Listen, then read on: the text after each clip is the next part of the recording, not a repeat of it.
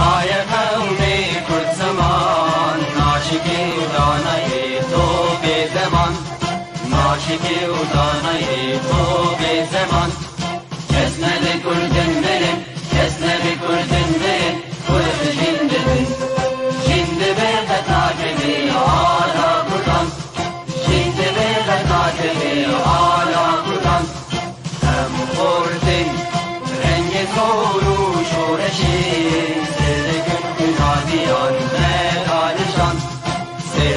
كناديان مدارشان كسنا بكردن مرن كسنا بكردن مرن كل جندبن جندبه قطاكبي آلا كردان جندبه قطاكبي آلا كردان هم خوردن مريوتي مثلبين بالإيمان وقادمان هر اجتمان بالإيمان وقادمان كردستان كسنا بكردن مرن كسنا بكردن مرن كل جندبن جندبه قطاكبي آلا كردان جندبه قطاكبي آلا كردان راوي كرد را بويا سرفي وكشيران بابقي نخشبكن راجي جيهان بابقي نخشبكن راجي جيهان كسنا بكردن مرن كسنا بكردن مرن كل جندبن جندبه قطاكبي آلا كردان جندبه قطاكبي آلا كردان كردنون هب حاضروا آمادنه جان فدانه جان فدا هر جان فدا جان فدانه جان فدا هر جان فدا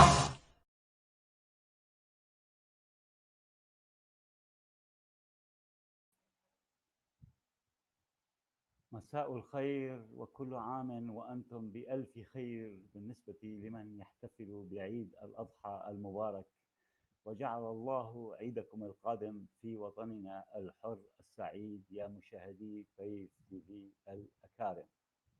تعلمون جيدا يا أحبائي الأفاضل بأن الدول الحديثة في شرقنا المتوسط قد تشكلت بعد انهيار الخلافة العثمانية وإرادة الدول المنتصرة عليها بموجب معاهدة سايكس بيكو التي قسمت خريطة كردستان الكبرى بين 4 دول في منطقتنا، وهي تركيا وإيران والعراق وسوريا. وتلك الاتفاقية هي الثانية التي قسمت وطن الكرد بعد معركة شالديران عام 1514 ميلادي بين العثمانيين والصفويين. ومنذ ذلك التاريخ يناضل الشعب الكردي بكل الوسائل الكفاحية الممكنة لديه لنيل حريته في تحرير وطنه وإقامة دولته المستقلة على أرضه التاريخية، والتي للأسف يعاديها كافة الأنظمة الحاكمة العربية والتركية والفارسية، ومع غالبية شعوبهم ومثقفيهم.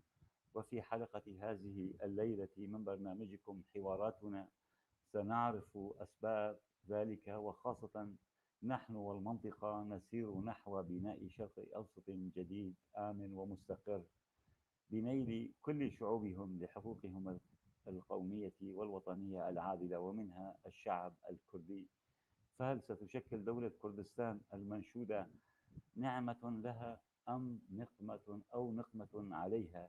كل ذلك سنناقشها يا أعزائي الكرام مع ضيفينا الكريمين، وهم الدكتور رجائي فائد، وهو كاتب ومحلل سياسي عربي كويس مصري معروف، رئيس المركز المصري للدراسات والبحوث الكردية، وعضو المجلس المصري للشؤون الخارجية، وعضو اللجنة التحضيرية لمؤتمر الحوار العربي الكردي الذي عقد في القاهرة عام 1998، كما شارك في مؤتمرات دولية أخرى. وناهيك إنه أكاديمي أشرف على العديد من رسائل الماجستير والدكتوراه في العلوم السياسية، وله الكثير من المؤلفات المطبوعة مثل المسألة الكردية في العراق وتركيا الصوت واصل وكردستان والعراق. وقد صدرت عن مركز الصوت الأهرام للدراسات الاستراتيجية وكردستان العراق بين الوطن العراقي والقومي الكردي، وأيضا الطموح الكردي بين الممكن والمستحيل. دكتور رجائي، إبداع جميل، نورتنا دكتور رجائي فايد، أهلا وسهلا بك على شاشة طيب تي في. دكتور رجائي، الو دكتور رجائي. دكتور رجائي ما عم نسمع صوتك.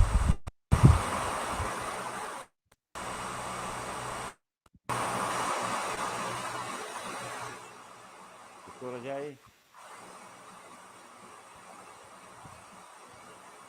الو دكتور رجائي. لريثما يجهز الدكتور الرجائي، يبدو انه عنده مشكله تقنيه بالاتصال.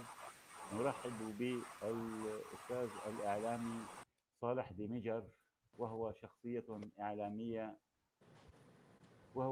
اعلاميه واجتماعيه كرديه سوريه معروفه من منطقه كوباني، ومقيم منذ نحو قرنين من الزمن في الولايات المتحده الامريكيه، ويعمل في اذاعه صوت أمريكا كمحاور سياسي بارع. أهلا وسهلا أستاذ صالح ديمجر، نورتنا. أهلا بك يا أستاذ سليمان، ولكن صوتك ضعيف جدا، ما بعرف إذا من عندك ولا هيك الصوت. طيب هلا كيف الصوت؟ هلا أحسن بكثير.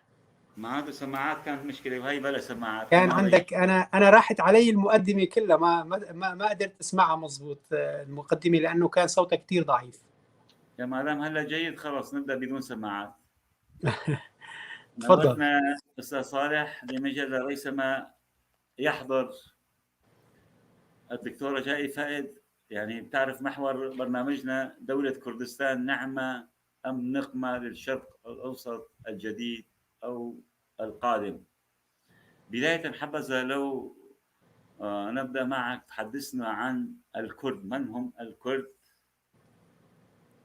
ولماذا قسمت وطنهم؟ وهل كان لديهم دول وإمارات مستقلة؟ تفضل أستاذ صالح. شكرا أستاذ سليمان. بداية أشكرك جزيل الشكر على إتاحة الفرصة لي، وأشكر برنامجكم القيم، برنامج حواراتنا، وأسرة بيف تي في بالأجمع. وأود أن ألفت انتباه المشاهدين على نقطة أعتبرها مهمة بالنسبة لي، وهي أنني أعمل كصحافي مع صوت أمريكا، ولكنني كل ما أقوله اليوم هو رأيي الشخصي وتحليلي الشخصي، وبالتالي لا أمثل صوت أمريكا هنا، ولست ناطق باسم صوت أمريكا. فقط حبيت أن ننوه على هذه النقطة. بالتأكيد. سؤالك سؤال كبير جدا، يعني يحتاج لساعات وساعات طويلة لحتى الواحد يقدر خلنا بلمحة بشكل موجز. أعتقد أن المشاهدين جميعا يعرفون يعني أن الكرد هم سكان منطقتهم الأصليون منذ فجر التاريخ. يعني الكرد بعكس ما يريده بعض المؤرخون الذين لديهم خلفيات لا أعرف طائفية شوفينية، الغاية منها هي يعني محو تاريخ الشعب الكردي.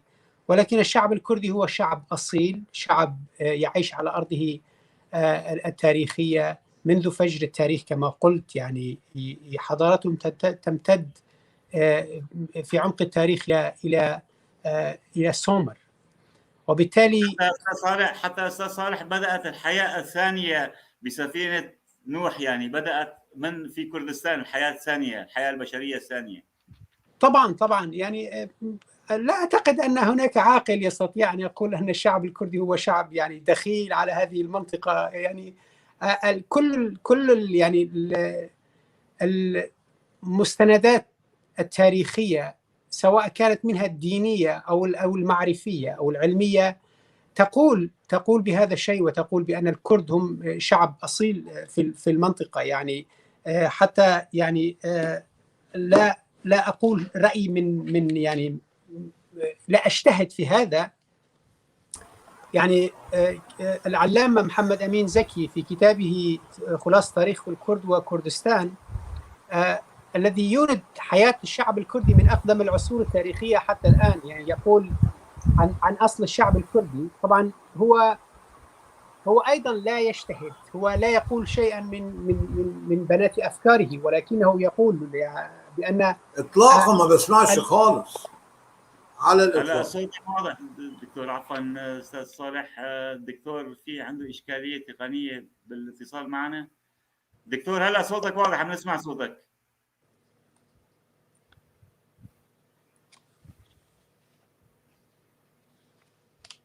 الدكتور رجائي صوتك واضح.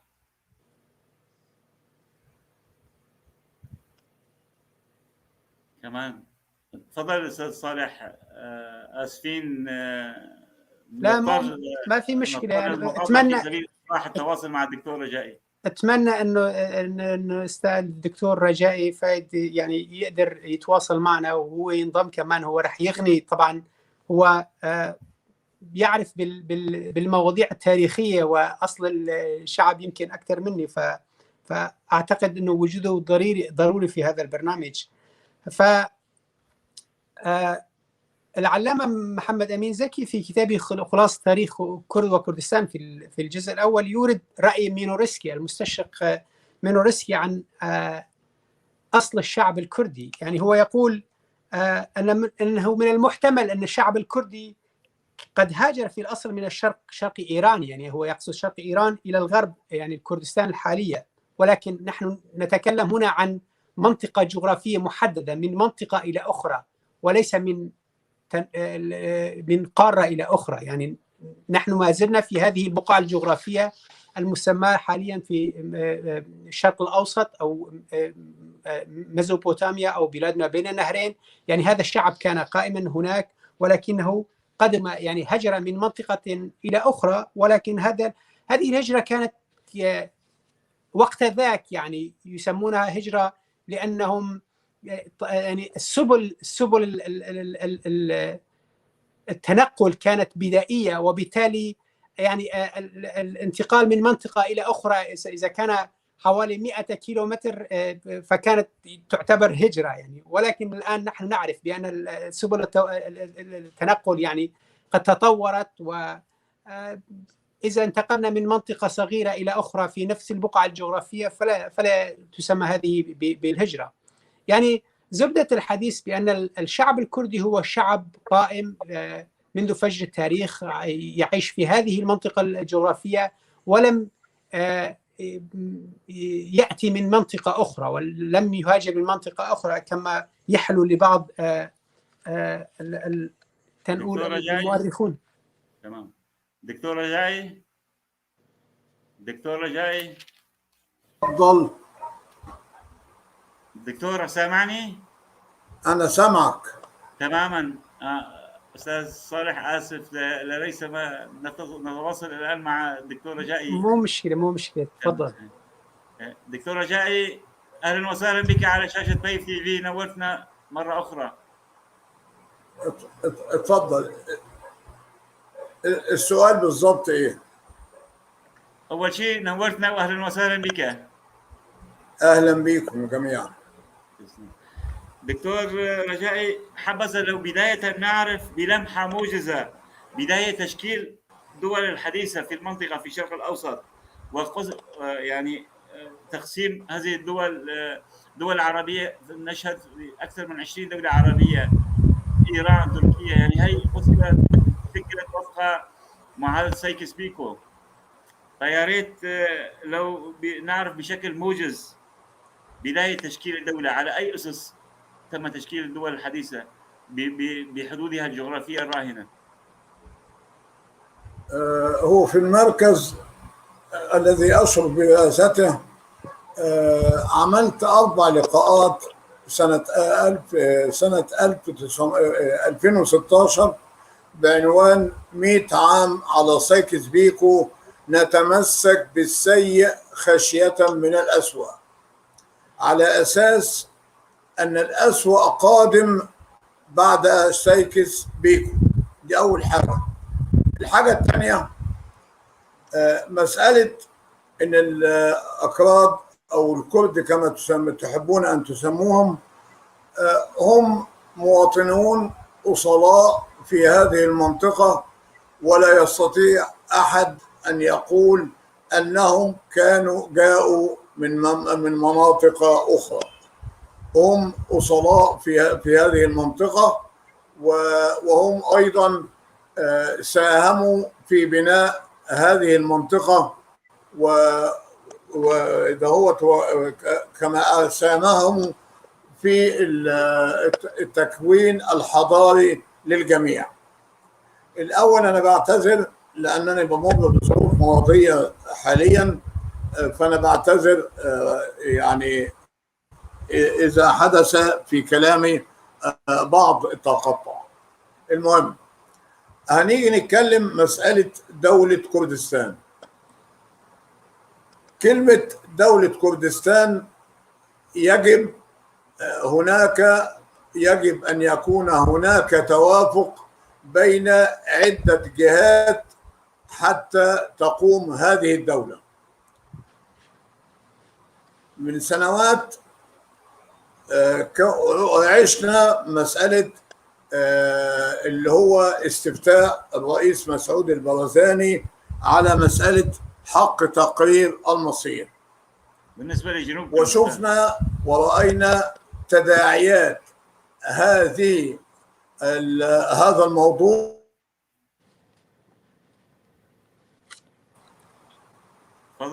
ليلة الاستفتاء أغلقت الدول المحيطة بالمنطقة المجال الجوي تماما عن المنطقة، بحيث أصبحت معزولة عن العالم. دائما كنت أقول أنه لو فرض وقامت دولة كردستان ستصبح جزيرة معزولة محاطة ببحر من الأعداء، والكل يناصبها العداء. إذا لم تنهار بسبب العمليات العسكرية، فإن من الممكن جدا جدا أن يحدث انهيار اقتصادي على أساس أنها تواجه بعقوبات اقتصادية وهكذا. دكتور، أنت قلت بالضبط أنه يجب أن يكون هناك أولا توافق داخلي، ثم توافق إقليمي، ثم توافق دولي. بكل أسف التوافق الداخلي بين الكرد سواء في نفس المنطقة أو بين هذه المنطقة وتلك بكل أسف مفتقد تماما. ونحن نذكر ماذا حدث نتيجة للاستفتاء. حدث انشقاق داخلي كردي داخل فيدرالية شمال العراق بين الأكراد بعضهم البعض، وأدت إلى ضياع مدينة كركوك وضياع كل المكتسبات التاريخية التي اكتسبها الكرد خلال السنوات الماضية. وده لأنه افتقد التوافق الداخلي. هذه واحدة. الواحدة الثانية من تداعيات استفتاء إقليم كردستان، وأنا قلت بعد كده لما قالوا لقد نجح الاستفتاء لأن معرض كم 90% حضروا إلى آخره، قلت لهم كان هناك استفتاء سنة 2005 بمناسبة الدستور العراقي، كانت هناك صناديق في الخارج، وهذا الاستفتاء حصل على 98 و88 من 100%. يعني احنا مش عاوزين نجدد الاستفتاء معروف والتوجه الكردي معروف إلى آخره. دكتور في سؤال هون دكتور. بعد الاستفتاء دكتور سؤال مهم جدا هون. لو نظرنا إلى الرد العربي على الاستفتاء سنجده أهون الردود على الإطلاق، أهون من الردود الإقليمية سواء من إيران أو من تركيا، يعني بصرف النظر عن الرد العراقي من بغداد على ما حدث في هذا الاستفتاء. دلوقتي عندما نتحدث نقطة سؤال دكتور، نقطة اتفضل. سؤال مهم جدا دكتور. أنت ذكرت أنه في عداء داخلي، في إشكالية داخلية وعداء خارجي يعني من قبل الشعوب المنطقة حتى لو ما سقطت بالقوة عداء. طيب لماذا العرب والترك والفرس يعادون طموح الشعب الكردي؟ أليس حقهم التاريخي أنه يعيشوا بحريتهم مثل أي بقية شعوب المنطقة؟ حق لا يسنده قوة فهو باطل.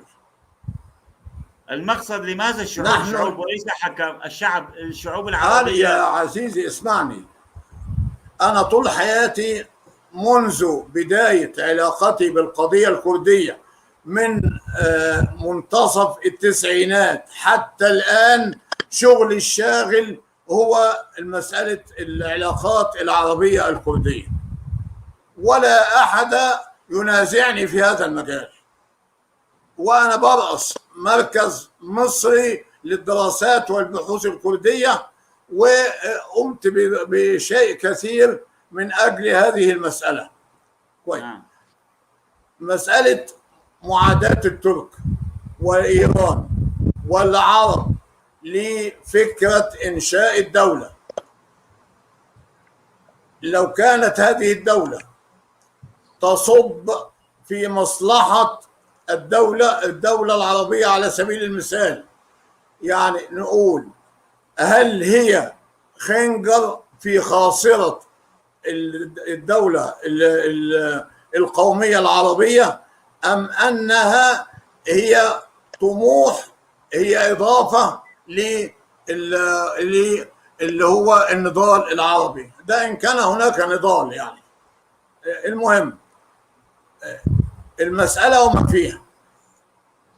أنا طوال حياتي بتكلم عن مسألة العلاقات العربية الكردية، وأدافع بقدر ما أستطيع عن بعض الممارسات السيئة التي تأتي من هذا الجانب أو هذا الجانب، وكلهم تصرفات سيئة من الجانبين. وأذكر لكم مثال: أستاذ مهم كردي تربطني به صداقة عميقة جدا جدا جدا، فوجئت به، أرسل لي بوست على الماسنجر بيتحدث عن أهم قوة ناعمة مصرية وهي الأزهر الشريف. أعتقد أن القوة الناعمة المصرية التي تمتلكها مصر هي أهمها هي الأزهر الشريف. وجدته وهو أستاذ مهم جدا جدا يتحدث باستخفاف لا يليق ضد مؤسسة الأزهر. كتبت في هذا بعدة مقالات بعنوان ثقوب في ثوب العلاقات العربية الكردية الناصع.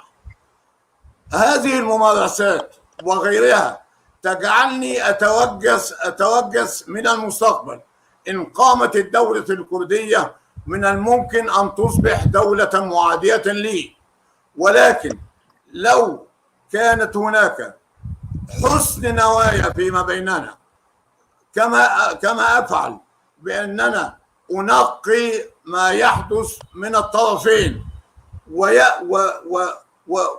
وأتمنى أن يكون ذلك بشكل مقابل من الطرف المقابل، حينئذ لن أتوجس خيفة من قيام الدولة الكردية. مرة ثانية، أيام الاستفتاء ظهرت بعض الصور أو الفيديوهات عن رقصات كردية وترفع العلم الإسرائيلي. أنا لا، مصر وأنا في أول لقاء لي مع الرئيس مسعود البرزاني سألته عن علاقة الإقليم بإسرائيل، فقال لي بنفس النص. أندهش أن يخرج هذا السؤال من صديق عزيز من دولة ترفع على نيلها العلم الإسرائيلي. صحيح أن مصر أول دولة هناك اتفاقية سلام بينها وبين إسرائيل، لكن هناك فرق بين الاتفاق الحكومي والتطبيع الشعبي. أكبر دولة كريهة للشعب المصري هي إسرائيل، ولا يمكن أن يقبل الشعب المصري بأي تقارب مع إسرائيل. فأنا لما ألاقي رأسة كردية ترفع العلم الإسرائيلي أدافع بقدر الإمكان وأقول أن هؤلاء ليسوا أكراد ولكنهم يهود كردستانيين، وأشرح لهم الفرق بين كردستان وبين الكرد. كردستان تعود على الأرض، بها عرب، بها يهود، بها كرد، بها ولكن الكرد هي قومية مستقلة قائمة بذاتها. فمسألة إن ناس بالملابس الكردية والدبكة الكردية ويرفعون العلم الإسرائيلي، فهذه معناه أنهم كانوا من سكان كردستان في الماضي وهم يهود، وجاءوا إلى إسرائيل بصفتهم يهود وليسوا أكراد. بدافع بهذا الشكل. أتمنى أن أرى في نفس السياق دفاعا مقابلا وليس هجوما على أشياء مهمة جدا عزيزة جدا علينا. هذا ما سأنقله للأستاذ صالح دمجر، وسيرد عليك وعلى كل ما طرحته. تفضل أستاذ صالح إذا لك تعليق. وبعدين شكرا. نعم طبعا لي تعليق الدكتور رجائي، تحياتي له. يعني هو طرح العديد من النقاط، لا أعرف إذا كان يسمعني بشكل واضح، ولكن بداية هو تكلم عن حق إقامة دولة كردستان. يعني أنت سألته عن هذا الحق ورد بالقول بأن الحق الذي لا تسنده القوة فهو باطل. أنا أعارضه في هذه النقطة، لأن الحق حق. يعني القوة يمكن أن تجعل من الباطل واقعا على الأرض، ولكن يبقى الباطل باطل ويبقى الحق حق. يعني القوة، يعني عن أي قوة يتكلم الدكتور؟ إذا كنا نتكلم عن قوة، عن القوة الإقليمية، عن القوة يعني عن الدول الكبيرة في العالم، فهذه القوة يمكن أن تجعل من الباطل واقعا على الأرض. أنا أعتقد بأن الدكتور، لا أعرف إذا أراد أن يقول بأن القوة التي لا تسندها بأن الحق الذي لا تسنده القوة فهو مؤجل، سأوافقه على هذه النقطة. نعم يمكن أن يكون هذا الحق مؤجلا، ولكنه لا يبقى باطلا، لأن الحق حق. وأعتقد بأنه هو وافقني بداية على الرأي القائل بأن الكرد هم يعيشون على أرضهم التاريخية منذ فجر التاريخ. إذا كان هناك قوم تعدادهم أكثر من 50 مليون نسمة في هذه البقعة الجغرافية يعيشون منذ فجر التاريخ على أرضهم التاريخية، يعني هناك العوامل التاريخية المشتركة بينهم كاللغة والثقافة وهذا الطموح القومي. يعني فلماذا لا يكون لهم الحق في إقامة دولتهم؟ ولكن نحن راح أكون أكثر واقعي، يعني راح يعني أترك الطموحات والأحلام جانبا، وراح أكون أكثر واقعي. هو تكلم عن تجربة إقليم كردستان العراق. أعتقد أن القائمون على هذه التجربة الذين قالوا باستفتاء الانفصال كانوا يعلمون جيدا بأن هذه النتائج ستكون يعني جوابهم، ولكنهم أصروا على ذلك لأنهم أرادوا أن يقولوا بأن يعني لنكون واقعيين، تنعمل كردستان بخطوة واحدة، كردستان مستقلة مكونة من هذه الأربع أجزاء مقسمة بين 4 دول. هذه الدول تشترك مع الدول العالمية بمصالح مشتركة، فهي أقرب من المستحيل.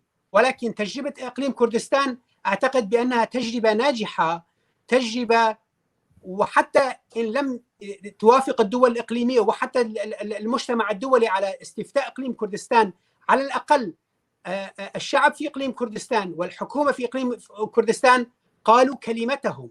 هذا هو المهم. المسار التاريخي للقضية الكردية وصل إلى نقطة استطاع فيها الكرد في شمال العراق أن يقولوا كلمتهم. هذا هو المهم في الحديث، ليس المهم إذا كانوا فشلوا أم نجحوا في هذا المسعى. يعني بالعودة إلى حديث الدكتور عن إسرائيل وعن المجموعات الكردية التي يعني في نقطة مهمة جدا، نقطة مهمة نعم جدا. أنا أستغرب. يعني الدكتور هو صديق، أنا أعرفه، هو صديق للشعب الكردي. يعني الشعب الكردي تعداده 50 مليون. هناك من يساند إسرائيل، هناك من يعتبر أن دولة إسرائيل هي دولة محقة في هذه المنطقة، لها الحق في أن تعيش إلى جانب الدولة الإسرائيلية. أنا أعتقد شخصيا أن قيام الدولتين، يعني حل الدولتين لإسرائيل مع الفلسطينيين، هو حل مناسب للمشكلة الفلسطينية التي تنخر في هذه المنطقة الجغرافية منذ عشرات السنين. فإذا كنا سنقول بالأحلام للحق، كما نقول أن إسرائيل هي دولة استيطان، وهي دولة ليست، هي دولة دخيلة، فنكون يعني نتكلم بالأحلام. فلنكن دكتور، نكون واقعيين. دولة إسرائيل هي دولة في المنطقة، شئنا أم أبينا. ولكن أنت اليوم كعربي، كمثقف عربي، إذا كنت تعارض أن يحمل شاب كردي في عرس كردي علما أنت لا تقتنع به أو أنت تعارضه، فكيف ستساعدني؟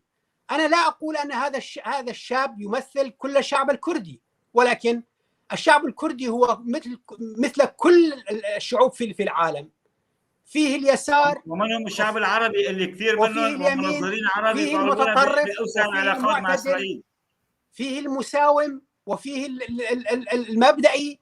ولكن أنا لا أستطيع أن أقيم شعبا لأن شابا في عرس كردي حمل راية أنا أدينها. يعني أعتقد أننا يجب أن نكون يعني برحابة صدر. وأعتقد أن هذا بالمناسبة هذه مشكلة الشعب الكردي، من يعني سوء قدر الكردي أنه يعيش في بقعة جغرافية فيها أقوام لا تعترف بوجود هذا الشعب، مع أن هذه المنطقة الجغرافية فيها من الغنى العرقي والثقافي والمعرفي الذي يجبر أي مؤرخ وأي مستشرق أن يقول يجب أن تكون هذه المنطقة هي منطقة وئام وسلام بين هذه الشعوب، لأن التجربة تؤكد خبرتك في أي مجال. عندما نقول بأن منطقة الشرق الأوسط هي مهد الحضارات، يعني أنها منطقة تنوع عرقي ثقافي إثني ديني، ولذلك يجب أن نقبل يقبل بعضنا الآخر. فإذا كنا نحكم على الشعب الكردي بإعلاء راية إسرائيل في عرس كردي، فأقول أن المسيرة طويلة جدا. أحبذ أن لن ندخل في قضية الخلافات الكردية، لأن هذه الخلافات قائمة وستبقى قائمة. لا يمكن أن توحد شعبا بأكمله على رأي واحد.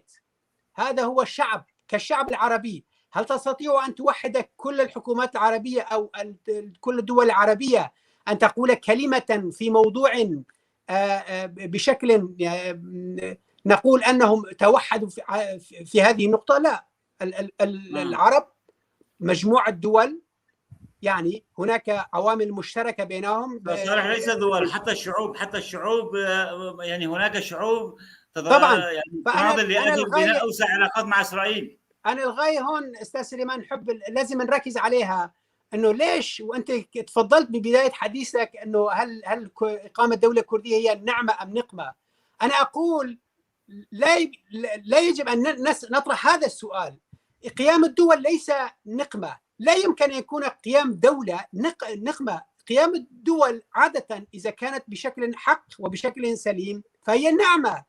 الدول تقام على أساس هناك شعب، هناك أمة تجمعهم عوامل مشتركة فيقومون بإعلان هذه الدولة. يعني لماذا تكون قيام دولة كردستان نقمة؟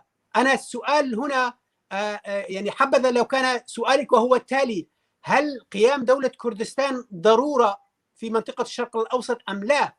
يعني أحبذ أن نبقى في هذا الجانب المعادي أو الجانب الخارجي الذي يتناول القضية الكردية، ولا نبقى في داخل كردستان. نعرف أن الأحزاب الكردية هي أحزاب متفرقة، أحزاب لا تتفق، وهذا هو الدكتور يعلم أكثر مني بأنها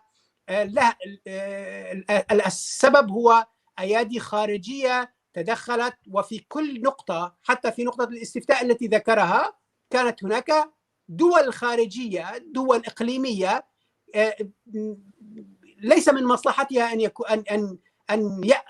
يرى هذا الاستفتاء النور وينفصل إقليم كردستان عن العراق. أنت مقيم بأمريكا، باختصار بجملة صغيرة، أنت مقيم بأمريكا في أستاذ صديق شرنخي، صديق عم بيطرح سؤال: طالما أن القضية الكردية لم تحل بالتفاهم مع المكونات الأخرى سيتم تقسيم الدول التي تحتل كردستان. التصريحات الأمريكية الأخيرة تؤكد ذلك. أنت مقيم بأمريكا أستاذ صالح، باختصار شديد. أنا شخصيا ضد التقسيم. أنا مع توحيد. أنا لا أسعى إلى حل مشكلة الكرد على حساب تقسيم الآخر. أنا مع وحدة الآخر، أنا مع وحدة الدول العربية. أنا أتفق إذا كانت الدول العربية تتفق وغدا سنعود إليك أستاذ صالح. دكتور رجائي، أستاذ صالح طرح عدة أفكار، أنه لماذا حق يحتاج إلى قوة؟ لماذا يعني بحد ذاته الحق هو القوة الكبرى لنيل الشعب الكردي حقوقه، أمنياته، يحقق أمانيه في إقامة دولته على أرض تاريخية؟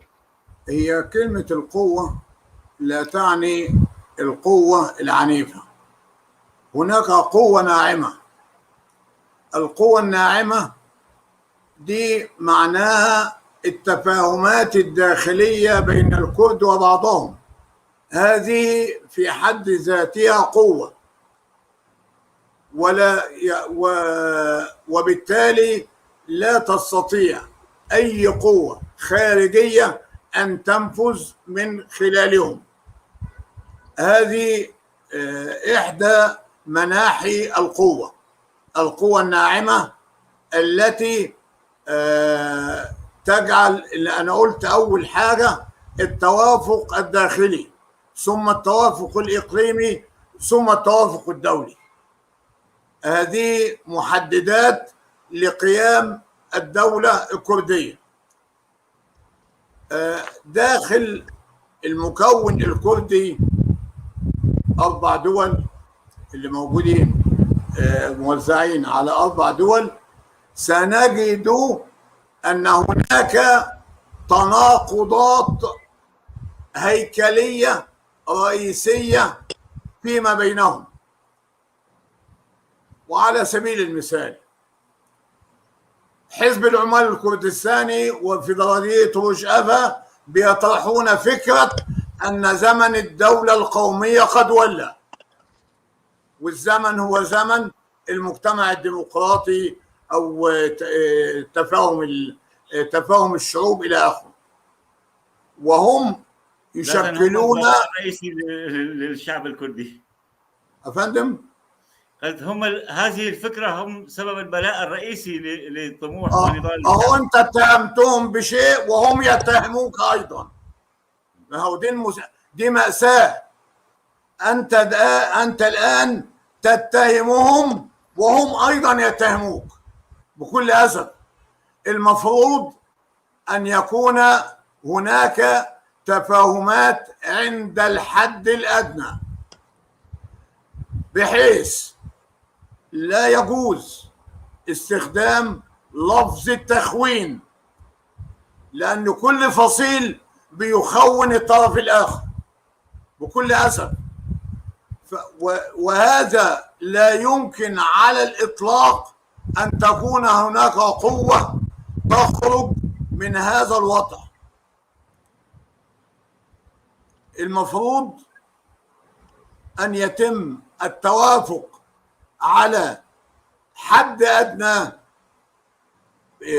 أدنى بحيث يجب ألا يكون هناك تبادلات الاتهامات بالخيانة وغير ذلك، لأن في هذه الحالة مسألة إنك بتتحدث عن دولة كردية ده شيء من الأحلام المستحيلة.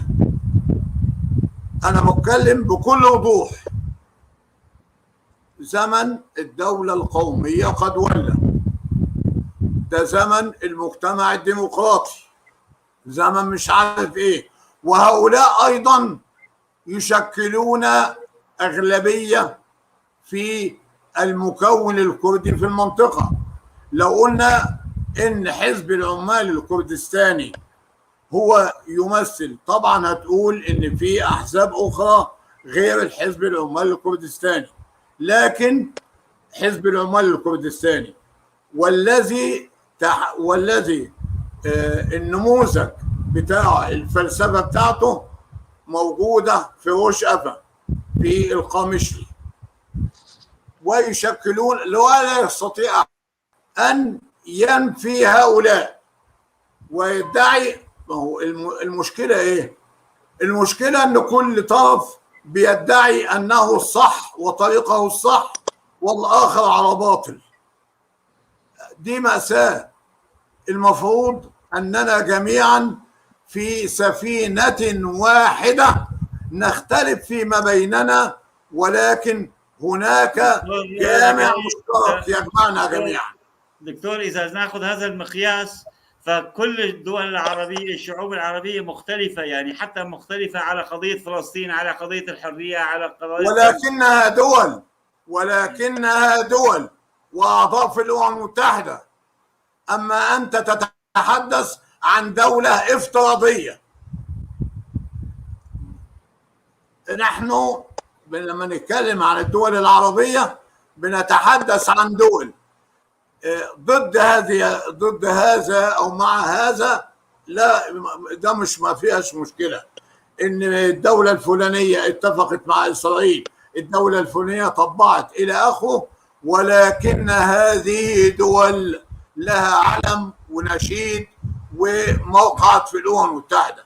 أنت تتحدث. هذا كاتب إبراهيم اليوسف عم بيقول، طبعا إبراهيم يوسف شخصية كردية معروفة يعني، طبعا أعرفه. يقول لك عفوا أستاذ رجائي، هم أقلية، يعني يقصد الفكر الأوجلاني، يعني هم الأقلية، وفعلا هم الأقلية، وحقيقة هم مش أقلية ودخيلة على القيم والمبادئ والثقافة الكردية يعني. الله أعلم إن كانوا أقلية أو لا، لأن ما فيش إحصاء سكاني، ما فيش اتعمل دراسة هنا علشان نقول دول كام ودول كام. ما حدش يقدر الكلام ده، ويمكن هم صوتهم الأعلى. أو ليه؟ لأنهم يعني مدعومين أخذين قوة من هذا. سنعود إلى أستاذ صالح ويوضح هذا، لأنه أخذين قوة من النظام الذي يختص بجزء هام يعني هو أرجو أن لا تتحول هذا اللقاء المهم جدا. إلى لقاء. توضيح وسنترك. لا أنا أستاذ رجاء، أستاذ سليمان، أنا مش عاوزين نتكلم عن الخلافات الكردية. بالضبط. هلا التعقيب سيكون للأستاذ صالح.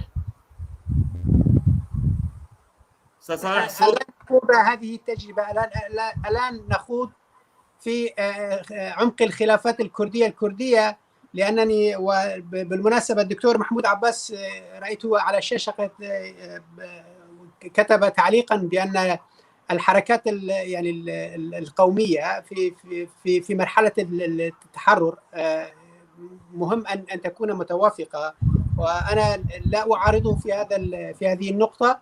يمكن أن تكون متوافقة، ولكن أعتقد أن تجربة كردستان مع العالم ومع الدول المحيطة هي أكبر من قضية توافق داخلي كردي، لأننا في تجربة استفتاء. الدكتور طاهر حساف كمان بيقول حتى البي كي تؤيد حق تقرير المصير للشعب الكردي، يعني أي توضيح.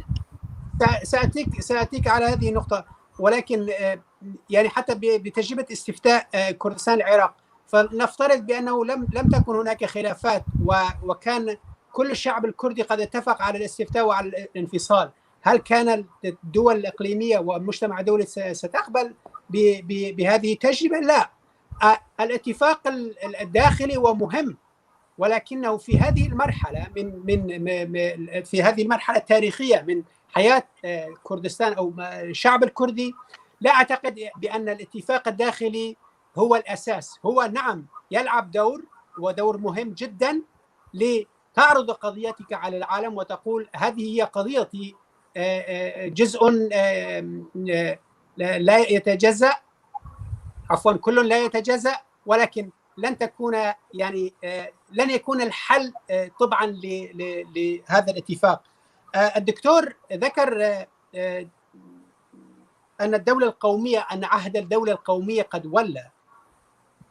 أنا فلنتفق جدلا بأن هذا العهد قد ولى.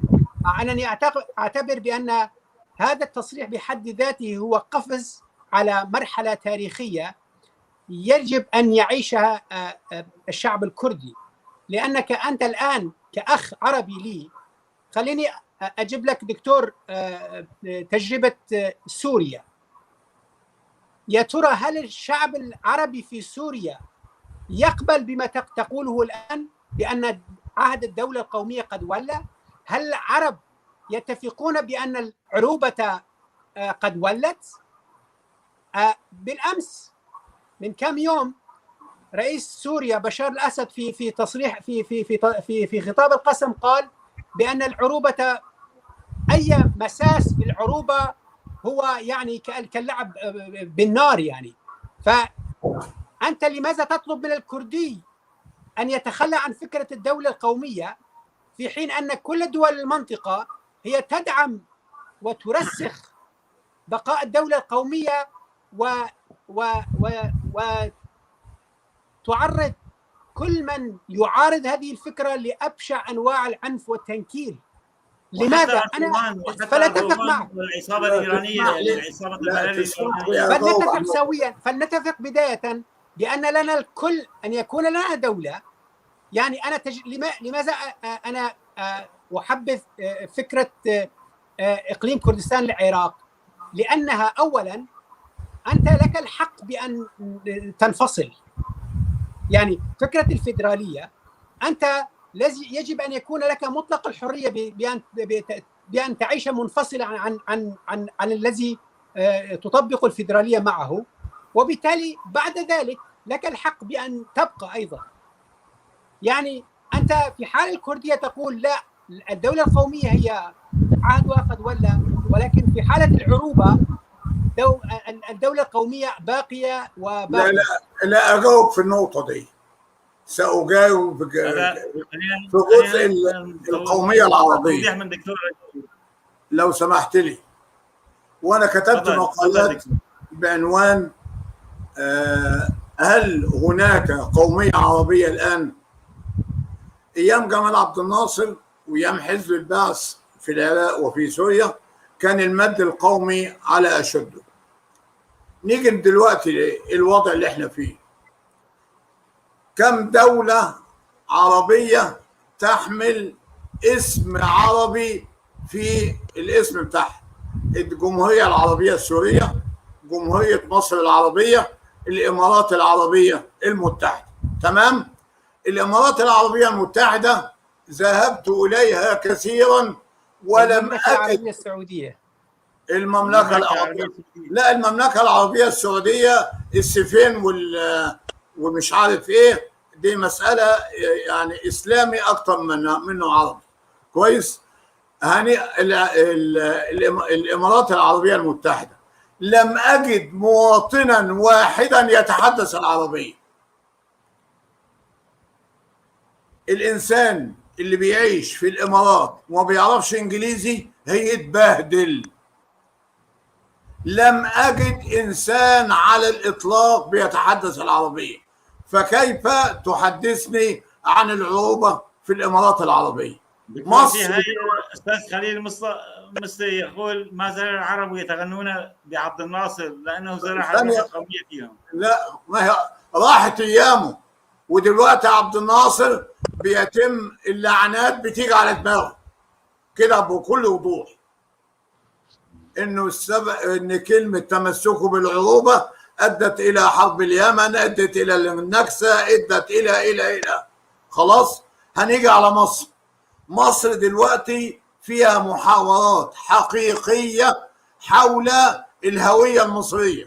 هل هي مصر عربيه ولا قبطيه ولا فرعونيه؟ دي حوارات حقيقيه. هتيجي الوضع السوري وانتم تعلمون ماذا يمكن أن يحدث في الغد بشأن الوضع السوري.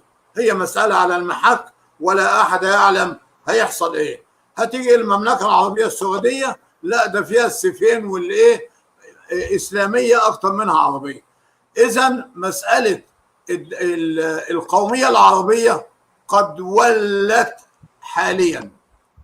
الجامعة العربية أنا كتبت أكتر من مرة، قلت أتمنى أن الجامعة العربية هذا المبنى الأنيق على نيل القاهرة أن يتحول إلى مشروع خيري أفضل من جماعة بيتجمعوا أشبه بنادي السياسي ويتعاركوا سويا ثم ينفضون.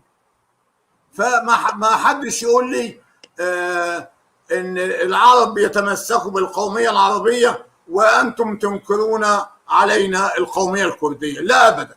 القومية العربية الآن لم تعد مثلما كانت في السابق وهي في أفول.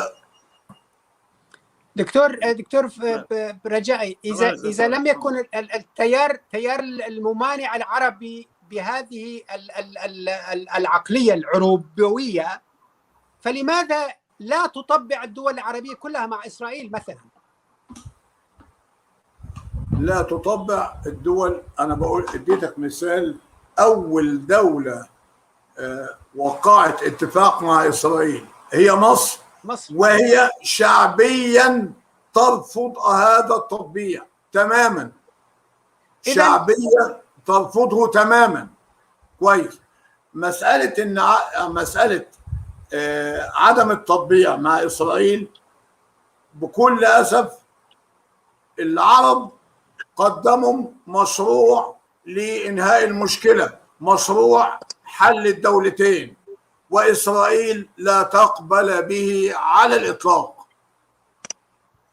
مشروع حل الدولتين هذا مشروع عربي، إنما الضفة الغربية وغزة والثانية مش عارف إيه إلى آخره. هذا المشروع العربي ويبقى حل الدولتين، ولكن اليمين الإسرائيلي وبمساندة الولايات المتحدة الأمريكية يرفضون هذا المشروع.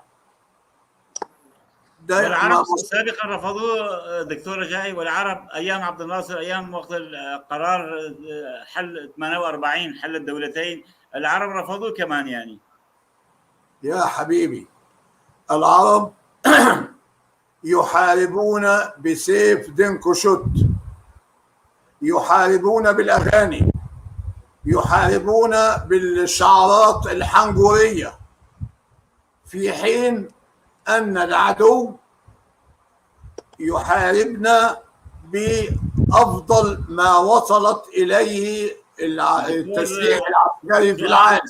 احيانا يطرح ذاته يعني من عندي كمان، العرب، الانسان العربي، الحاكم العربي لماذا يقبل بالدوله التركيه؟ وتركيا يعني ارتكبت جرائم فظيعه بحق العروبه، وكذلك الفرس الايرانيين الصفويين، لماذا يقبلون بايران وتركيا ولا يقبلون، رغم أن تركيا على فكرة يعني عمرها حديث وليست شعب يعني أناضول، يعني أبناء أمهم، يعني ما في لهم حتى مجموعة. هناك من يقول يعتبرهم غجرا و من شو أعلم مسألة ما واحد يعني. أعلم بدايتهم في المنطقة من أيام المعتصم بالله إلى آخره، مدينة سمرة إلى آخره إلى آخر الكلام ده كله. تماما. لماذا العرب يقبلون بتركيا ولا يقبلون بكردستان يعني؟ لا، العرب هناك فرق بين القبول. القبول معناه ان انا بلغي هذا الكيان. لا، تركيا دولة قائمة بذاتها، عضو في الأمم المتحدة إلى آخره، ما أقدرش ألغيها. لكن مسألة دولة كردستان دي مسألة افتراضية مستقبلية، دي تختلف عن دي.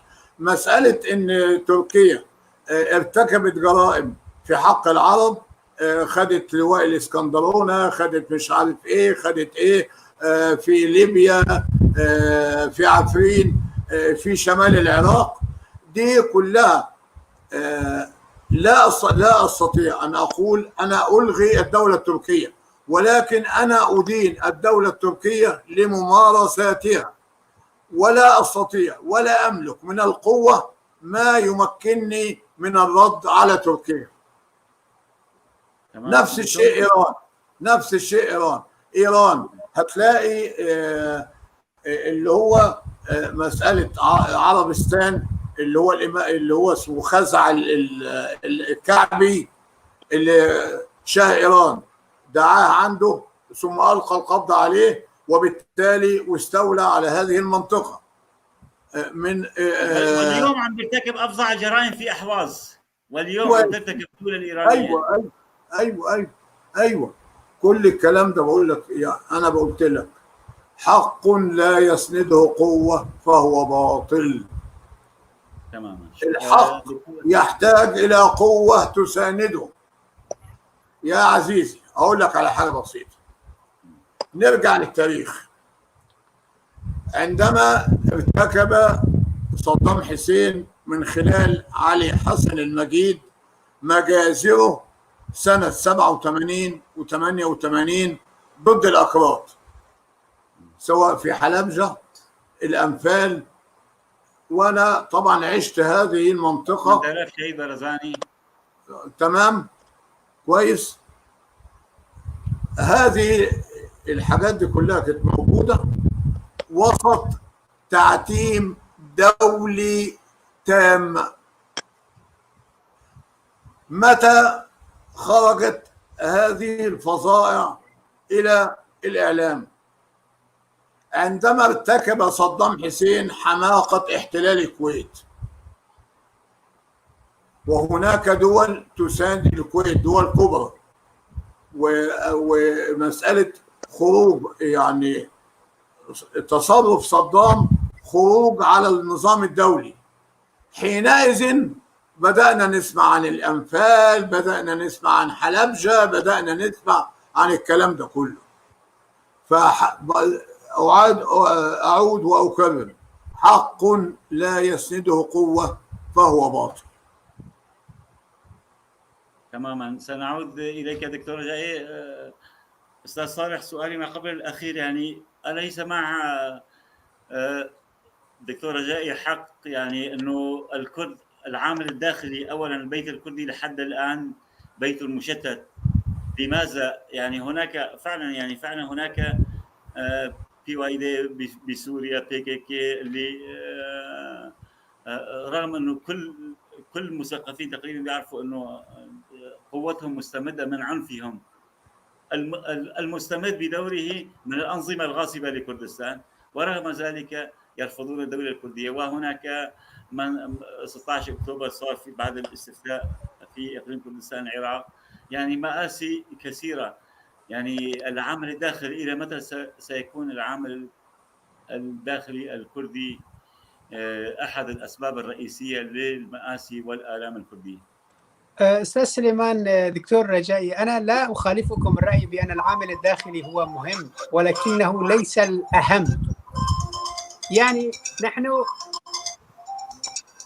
نحن عشنا تجربة الاقتتال الداخلي في كردستان العراق بين الاتحاد الوطني الكردستاني والحزب الديمقراطي الكردستاني، وكيف الأمريكان تدخلوا وفي ظرف وقت ضيق جدا استطاع أن يوحدوهم. يعني وكذلك إذا أراد الأمريكان أن يوحدوا الكرد في أي بقعة، وليس بس فقط الكرد، أي شعب آخر، هناك قوة وراء هذه الدول الكبيرة في العالم تستطيع أن تلم، يعني أن تجمع المشتت.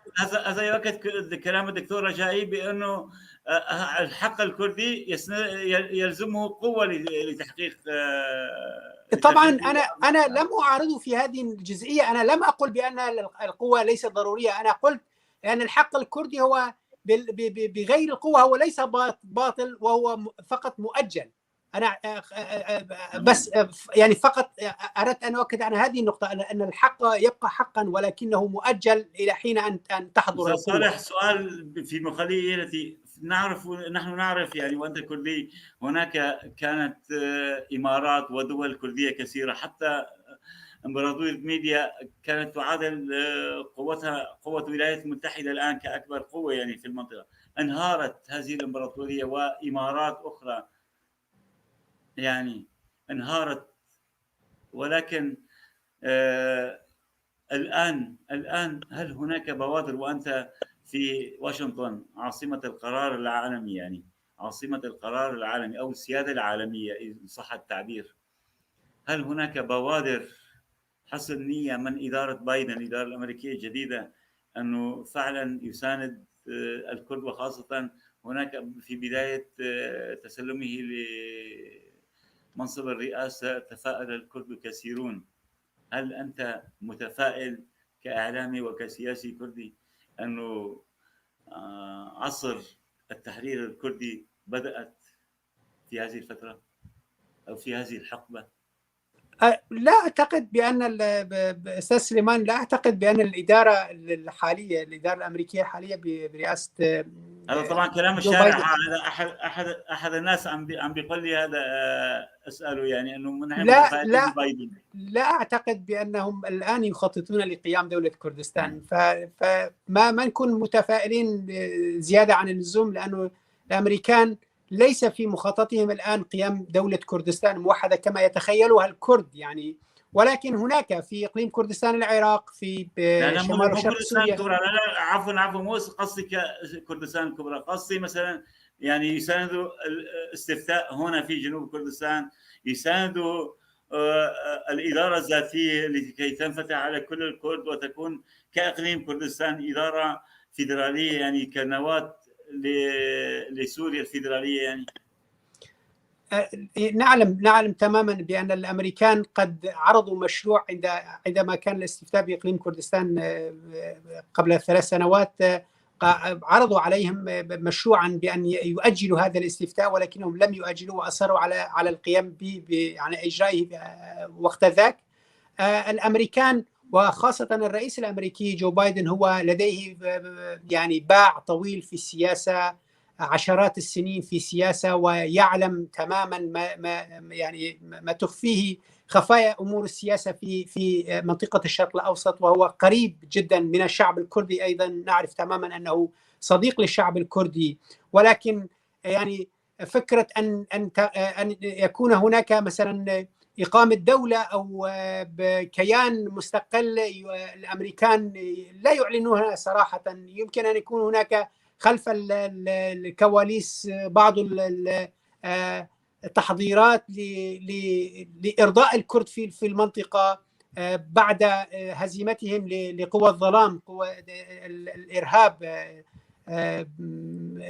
الدولة الإسلامية، داعش يعني. ولكن لا أعتقد بأنه في القريب العاجل ستدعم واشنطن فكرة انفصال أو بالأحرى تقسيم دولة، سواء كانت عراق أو سوريا أو تركيا أو إيران. يعني لا أعتقد بأن هذا الأمر يعني يحضر له الآن حاليا. ولكن أستاذ صالح، مذكرات كيسنجر تقول أنه في 2025 يجب أن تكون الشرق الأوسط الجديد منتهي، يعني مبني خالص، يعني أنه تركيا مقسمة، دولة كردستان موجودة، يعني ولو تعود إلى مذكرات كيسنجر معروفة هي. يعني هي تبقى تصريحات وتبقى يعني تحاليل وقراءات قبل أن تكون واقعا على الأرض. لا أعلم، يمكن أن يكون ذلك صوابا. ولكن نقطة مهمة أردت أن أوضحها، وأطلب الدكتور رجائي، أطلب منه أن يعني يستقبلها برحابة الصدر. يعني لا الأمريكان يعني ولا روسيا ولا أي دولة يعني عالمية كبيرة تستطيع أن تقف في وجه شعوب المنطقة قاطبة. يعني يمكن أن تقول للكرد الآن ليس وقتكم، ليس وقت إعلان دولتكم، ولكن العرب والترك والفرس إذا كان هناك مثقفون من هذه الشعوب ساندوا القضية الكردية وساندوا الحق الكردي، فأعتقد بأننا سنصل بسرعة أقرب مما نحاول الآن. يعني نعم. وهذا سؤالي ما قبل الأخير كان للدكتور. الشعب العربي واجب على الشعب العربي أن يعني يساند الشعب الكردي، لأن الشعب الكردي مشكلته، هو لديه مشكلتان الشعب الكردي، وكلاهما الخيانة. الخيانة الأولى، هم يخونون بعضهم البعض ليلا نهارا، ولكنهم لم يخونوا الخارجي أبدا ولا الجار أبدا. هم يعني شعب وفي للجيران، ولكنهم يخونون بعضهم البعض. فهذه مشكلتهم. وأعتقد أن العرب، وأنت حضرتك مثقف يعني مصري، يستطيعون أن يعني يساندوا الشعب الكردي في هذا المطمح. أنا لا أقول قيام الدولة الكردية، ولكن على الأقل فلنعش سوية، فليكن لي الحق كما لك الحق في كل شيء. يعني إذا كنا نتكلم عن القرن 21 وعصر التكنولوجيا والحدود الأوروبية تتلاشى رويدا، فلماذا لا تقبلون بالجار الكردي الذي خدم هذه المنطقة منذ فجر التاريخ؟ أنا أعرف أنك تساند هذا الحق، ولكن هذا السؤال موجه للنخبة العربية بشكل عام. وهذا هو سؤالي ما قبل الأخير دكتور رجائي. يعني هناك مشاريع، يعني الشرق الأوسط الجديد أولا، هل سنكون أمام الشرق الأوسط الجديد أو بلاد الشام كما يطرح الآن باسم آخر، يعني بلاد الشام وتقسيمات جديدة للمنطقة؟ في مشاريع يعني مجهولة، نحن المنطقة كلها نحو مصير مجهول. برأيك أليس من واجب شعوب المنطقة وخاصة النخبة الثقافية بالدرجة الأولى والسياسية الوطنية لشعبها ثم لمنطقتها أن تتلاحم فيما بينها، تتعاون فيما بينها لتساند بعضها البعض حتى تكون هناك استقرار، أمن، سلام في المنطقة؟ ماذا توجه للمثقفين، للنخبة العربية، للنخبة التركية، للنخبة الفارسية؟ ماذا تقول لهم؟ كيف يجب أن تكون شكل المنطقة القادمة؟ هناك فقه اسمه فقه الأولويات، الأهم فالمهم فالأقل أهمية. الدول العربية بالكامل متخمة بالمشاكل وبالمصائب التي تأتي لها من كل حود وصوب. على سبيل المثال، أنا كمصري كيف أهتم بمشكلة الكرد أيهما الأولى بالاهتمام؟ مشكلة سد النهضة الذي يوشك أن يقضي على مصر. مصر التي عاشت من آلاف السنين حتى الآن على نهر النيل، هناك سد يبغي القضاء على مصر. أيهما الأولى؟ أنا لو قلت للمثقفين في أي قعدة أتكلم عن الأكراد سيسفهون كلامي على أساس أن هناك مصيبة حالية تعصف بالشعب المصري. ده على سبيل المثال. الولايات المتحدة مصلحتها أولا في أي قضية، مسألة إن فلان الفلاني ده صديق، الصداقات ليست في السياسة. الصداقات وإحنا قاعدين على قهوة نتونس مع بعض، لكن لا صداقات في السياسة، ولكن هناك مصالح. أختم كلامي بشيء فعلا أحزنني كثيرا. الأول، الكيانين الكرديين الوحيدين في المنطقة هم فيدرالية شمال العراق، فيدرالية كردستان العراق، وفيدرالية روجافا، وهم دولتين عربيتين. لشمال شرق سوريا، لشمال شرق سوريا حولوها، مو روجافا، حولوها إلى شمال شرق سوريا. يعني ماشي، أوكي. يعني هذه الكيانين الوحيدين الموجودين اللي واحد منهم له اعتراف دولي والآخر في طريقه للاعتراف الدولي عندما لما يكونوا عاوزين يقضوا على داعش فجابوا قوات سوريا الديمقراطية علشان تساعدهم. وده طبعا هذا شيء أيا كانت الأسباب الموضوعية التي أدت إلى هذا، لكن في النهاية الدولتين العربيتين الوحيدتين في الحاضنتين للأكراد هم دولتين عربيتين اللي فيهم الكيانين. باقي بقى شيء، نقطة بسيطة ألخص بيها مسألة عدم التوافق الداخلي بشأن بعض القضايا المصيرية. عندنا فيدرالية كردستان العراق وفيدرالية شمال ولا شرق سوريا، تمام؟ موقفهم المتباين تجاه الدولة التركية، موقف الحكومة دي وموقف الحكومة دي. بس دكتور، في سؤال مهم جدا من الدكتور صلاح حدو، بيقول: الحقيقة جادلتم صديقا للكرد مثل الدكتور رجائي، ولكن أرجو توجيه سؤال له عن الآلية التي يراها الطريق لحل القضية الكردية حسب تصورك. تفضل دكتور. أي حل تريدون؟ أي حل تريدون؟ حل الدولة مثل دول المنطقة، يكون لنا دولة. فيه لو سمحت لي الفيلسوف الفرنسي ألبير كامو ليه كلمة مهمة جدا، بيقول: فيا روحي لا تطمحي إلى الأبدية ولكن استنفذي حدود الممكن. السياسة فن الممكن وليس الجري وراء المستحيلات. السياسة فن الممكن، عليك أن تتشبث بالتمسك بالممكن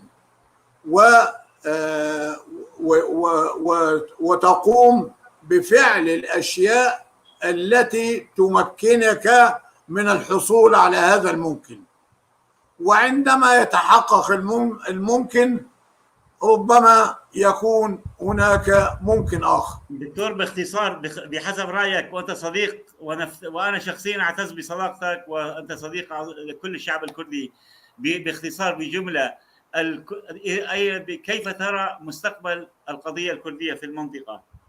هل نحو حل يرضي الجميع أم إلى تأزيم آخر؟ مستقبل القضية الكردية في المنطقة التوافق مع الدول الحاضنة في الوقت الحاضر إلى أن يأتي جديد.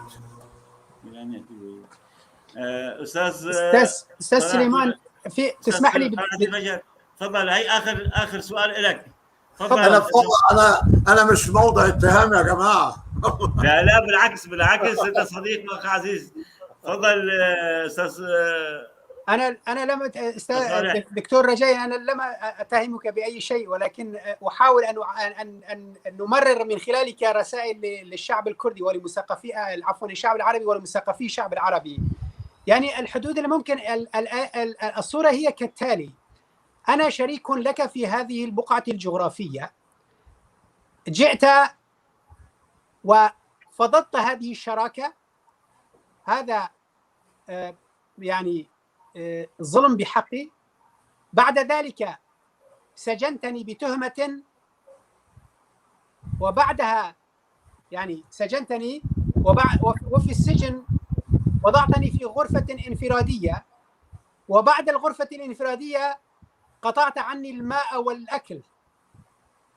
الآن تقول لي ما هو الحل؟ سأقول لك يعني الحدود الممكن لدي أن يكون لي لقمة طعام أو كأس ماء أشربه، ولكن المثقف العربي والشعب العربي وكل الشعوب التي تتقاسم هذه المنطقة الجغرافية مع الشعب الكردي يجب أن لا يغيب عن بالها بأن الكردي ليس بحاجة إلى كاسة ماء، إنما بحاجة لماء وطعام، وبالتالي أن يخرج من الزنزانة الإفرادية، وبالتالي أن يخرج من السجن، أن يكون طليقا وأن يكون شريكا. فهذه يعني المشكلة أن هذه الشعوب قضت على الشعب الكردي، والآن تقول اطلب الممكن. كيف تقول لي أن أطلب الممكن وأنت سؤالي ما قبل الأخير لك هون أن نحن الحقوق لا توهب، الحقوق تؤخذ بالقوة. تمام. فكيف يعني أنت تطلب من سلطة تغتصب شعبها؟ أولا سلطة عربية تغتصب العرب يمكن قبل الكرد كمان، يعني ممكن أن تبني قصورها على جماجم مواطنيها يعني. لا يا حكام العرب يعني ايه؟ عادلون في ظلمهم. عادلون وكذلك الفرسي والترك. المهم استاذ صالح، هل ما بعرف سؤالي الاخير، الحقوق تؤخذ ولا توهب؟ لنأخذ حقنا، ما هي السبيل برايك باختصار شديد استاذ صالح دمجر؟ ما هي السبل الممكنه لنيل حقوقنا، لاخذ حقوقنا التي اغتصبت منا بكل الوسائل الممكنة؟ اول حاجه يعني تحديد السؤال ليا ولا لا استاذ صالح وجاي لعندك. اتفضل. طبعا انا راح اختصر الجواب. اعتقد بان الدبلوماسيه هي عامل مهم، يعني الدبلوماسيه الكرديه يجب ان تكون على قدر عالي من الاهميه لدى الكرد جميعا، وصناعه اللوبي الكردي في مختلف اصقاع العالم. إذا لم يكن لديك اللوبي في الدول الكبيرة مثل أمريكا، مثل الدول الأوروبية، مثل الدول العربية، إذا لم يكن لديك لوبي ودبلوماسية قوية، لا أعتقد بأي شكل من الأشكال بأن القوة الخشنة ستعطيك دولة كردية. أتفق مع الدكتور رجاي بأن القوة الناعمة، طبعا هذه القوة الناعمة يمكن أن نصفها بكثير، يعني يندرج بعد تحت هذا البند الكثير من النشاطات والحالات التي يعني مثل ما قلت بأن مثلا إنشاء لوبي كردي في عواصم العالمية يمكن، يعني على سبيل المثال إذا كان هناك لوبي قوي كردي في الولايات المتحدة الأمريكية وفي واشنطن تحديدا، فأعتقد بأنهم يعني يقطعون أشواطا إضافية لما يعني يناضلون من أجله الآن. أنا لا أعتقد، لم أكن يوما من أنصار القوى الخشنة، ولا أعتقد بأنني يوما سأكون من أنصار القوى الخشنة، لأن القوى الخشنة لا تجلب إلى الويلات على الطرفين. ولكن أستاذ صالح قد نضطر إليها مرغمين لاستخدام القوى الخشنة كما استخدم ضدنا. يعني أنا أشكركم، اللقاء معكم ممتع جدا. سؤالي الأخير لكم اثنين بدقيقة واحدة. دكتور رجائي، كنت تتمنى أن أسألك سؤال ولم أسألك، أو آخر كلمة توجهها للشعب الكردي، للشعوب العربية، للشعوب العربية والتركية والفارسية. تفضل دكتور رجائي. هو آخر كلمة ما سمعته من المرحوم موم جلال أكثر من مرة من خلال النكات الشهيرة بتاعته، ويعني لا أستطيع أن أقولها الآن. المهم، الأكراد أو الكرد المفروض أن يقدموا دول اللي هو المحيطة بهم ما يطمئن تلك الدول على نواياهم المستقبلية. ومسألة الدولة دلوقتي نحيها جانبا ونتكلم عن الحقوق الثقافية، الحقوق الاقتصادية، كل شيء في إطار اللي هو الفيدرالية، في إطار يعني إيه ما يمكن التفاهم بشأنه وما يمكن قبوله في هذا الشأن. ولكن إذا بدأت بالحديث عن الدولة الكردية فإن العداء المحيط بك سيناصبك تماما، ولن تستطيع أن تصل للدولة أو ما قبل الدولة. أشكرك جدا دكتور رجائي. آخر كلمة لك أستاذ صالح دينجر بدقيقة واحدة، تفضل. شكرا أستاذ سليمان. يعني أعتقد بأن الكرد هو امتداد لشعوب المنطقة، ولا يجب على حكومات هذه الشعوب هذه المنطقة أن تخاف من الشعب الكردي. أنا لا أعتقد بأن الشعب الكردي يريد أن يقدم تطمينات أكثر مما قدموه منذ فجر التاريخ وإلى الآن. لم يخونوا أحدا، لم يحاربوا أحدا.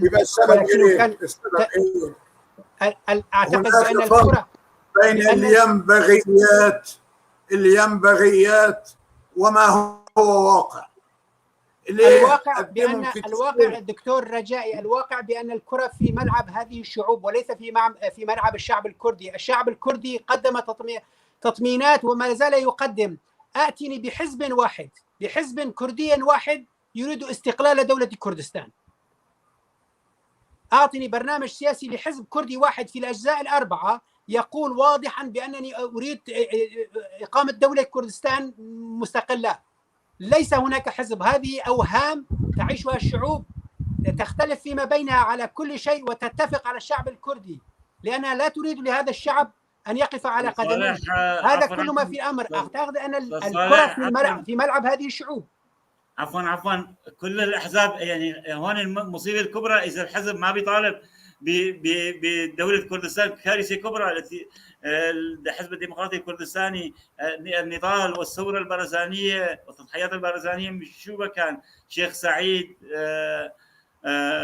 محمود الحفيد، شو كلها كانت شو نحن هدفنا الأساسي هو إقامة الدولة الكردية. ليش لا؟ يعني لا من ناضل من أجل إقامة دولة كردستان بهذه يعني بأجزائها الأربعة؟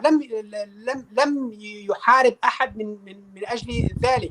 أنا أقول الوقت الحالي يعني ردا على ما تفضل به الدكتور رجائي. يعني أعتقد بأن الكرة ليس في ملعب الشعب الكردي، أعتقد بأن شعوب المنطقة يجب أن تطمئن للشعب الكردي. هذا الشعب هو شعب صديق لهم، يعني أعطوا هذا الشعب حقه وكونوا بسلام معه.